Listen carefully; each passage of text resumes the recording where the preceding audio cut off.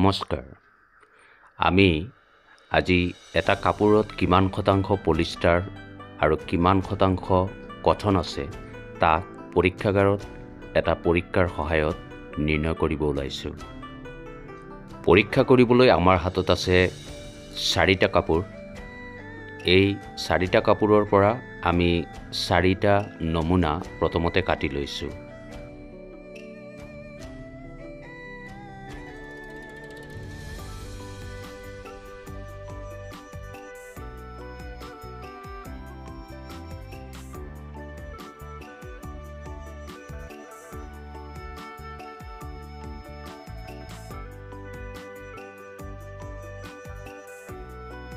এতিয়া আমি এই স্পেচিমেন বা নমুনা কাপোৰ টুকুৰা আমি ৱে স্কেলৰ সহায়ত তাৰ ভৰ বা ওজন জুখি লৈছোঁ। প্ৰতিটোৰে জোখ আমি ৰেকৰ্ড কৰি ৰাখিব লাগিব, কাৰণ এই জোখ যিটো এইটো পৰৱৰ্তী সময়ত আমি কেলকুলেশ্যন কৰোঁতে আমাৰ প্ৰয়োজন হ'ব। কাপোৰ 4 টুকুৰাৰ জোখ লোৱা আমাৰ প্ৰায় শেষ হৈছে। আমি প্ৰতি টুকুৰা কাপোৰৰ জোখ আমি ৰেকৰ্ড কৰি ৰাখিছোঁ। ইয়াৰ পিছত এই পৰীক্ষাটোৰ বাবে প্ৰয়োজনীয় কনচেনট্ৰেটেড ছালফিউৰিক এচিড আমি এটা কনিকেল ফ্লাস্কত লৈ লৈছোঁ, আৰু এই কনিকেল ফ্লাস্কৰ পৰা আমি আকৌ 70 ml ছালফিউৰিক এচিড আমাৰ প্ৰয়োজন হ'ব, সেইটো আমি লৈ লৈছোঁ। এতিয়া আমাৰ এই পৰীক্ষাটোৰ কাৰণে 30 ml পানী লাগিব। এই পানীখিনি আমি এটা বিকাৰত লৈ লৈছোঁ, 30 ml পানী, আৰু এই পানীখিনি আমি এটা ডাঙৰ বিকাৰত বাকি দিম। ইয়াত 30 ml পানী আছে। এই পানীখিনি আমি এটা ডাঙৰ বিকাৰত বাকি দিছোঁ, আৰু আমাৰ হাতত থকা 70 ml ছালফিউৰিক এচিড এতিয়া এই বিকাৰটোত আমি ঢালি দিছোঁ। বিকাৰটোত ছালফিউৰিক এচিড দিয়াৰ লগে লগে ইয়াত যথেষ্ট তাপ উৎপন্ন হ'ব, আৰু এইটোৱে হ'ব আমাৰ এই পৰীক্ষাটোৰ কাৰণে প্ৰয়োজনীয় দ্ৰৱ।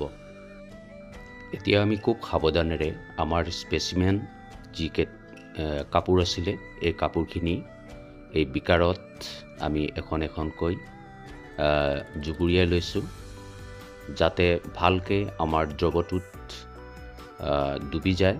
এই কাপোৰখিনি এটা এটাকৈ আমি দ্ৰৱত এই কাপোৰখিনি তিয়াই লৈছোঁ, আৰু এই কাপোৰখিনি প্ৰায় 45 ছেকেণ্ডৰ পৰা 1 মিনিট সময় আমি এই বিকাৰটোত ৰাখিব লাগিব, যাতে এই বিকাৰটোত দিয়াৰ লগে লগে ইয়াত থকা যিখিনি কটন আছে এই কটনখিনি আচলতে চেলুলোজেৰে তৈয়াৰী, আৰু ছালফিউৰিক এচিডে চেলুলোজক ডিহাইড্ৰেটেড কৰে, অৰ্থাৎ ইয়াৰ পৰা যি পানীৰ 5টা অণু আছে সেই অণুকেইটা আঁতৰাই দিয়ে, আৰু কেৱল মাত্ৰ কাৰ্বন থাকি যায়। সেইকাৰণে আমি কাপোৰখিনি দিয়াৰ লগে লগে ইয়াৰ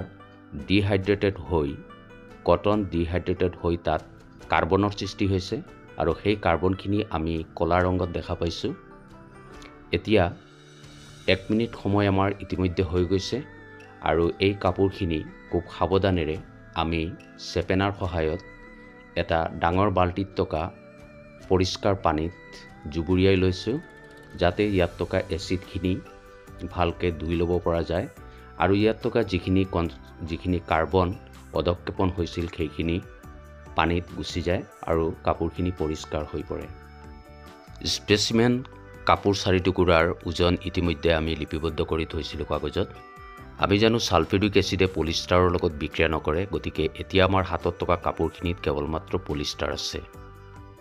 এতিয়া তিতা কাপোৰ 4 টুকুৰা আমি ৰ'দত ভালকৈ শুকুৱাই ল'ব লাগিব। লাগিলে আমি ইস্ত্ৰি মাৰি হ'লেও ইয়াক ভালকৈ শুকুৱাই লোৱাটো প্ৰয়োজন। তাৰপিছত আমি এটা এটাকৈ কাপোৰ আকৌ ৱে স্কেলৰ সহায়ত ইয়াৰ ওজনবিলাক জুখি ল'ম, আৰু আগৰ জোখৰ তলত তাক আমি লিপিবদ্ধ কৰি যাম।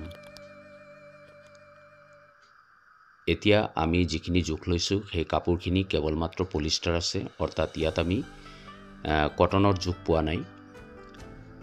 আগৰ জোখৰ পৰা যদি এই পলিষ্টাৰৰ জোখটো আমি বিয়োগ কৰি দিওঁ তেতিয়াহ'লে কটন কিমান গ্ৰাম আছে সেইটো ওলাই পৰিব। এনেকৈ আমি প্ৰথমতে যদি লওঁ স্কাৰ্ট তেতিয়াহ'লে তাৰ ইনিচিয়েল ৱেইট আছিল 5.17 গ্ৰাম, ৰিয়েকশ্যনৰ পিছৰ ওজন হ'ল 3.99 গ্ৰাম, গতিকে পলিষ্টাৰৰ পাৰ্চেণ্টেজ 77.18 আৰু কটনৰ 22.82। সেইদৰে আমি টি চাৰ্ট, তাৰপিছত পেণ্ট আৰু শ্বাৰ্টৰ ফাইবাৰৰ শতাংশ উলিয়াই ল'ব পাৰোঁ।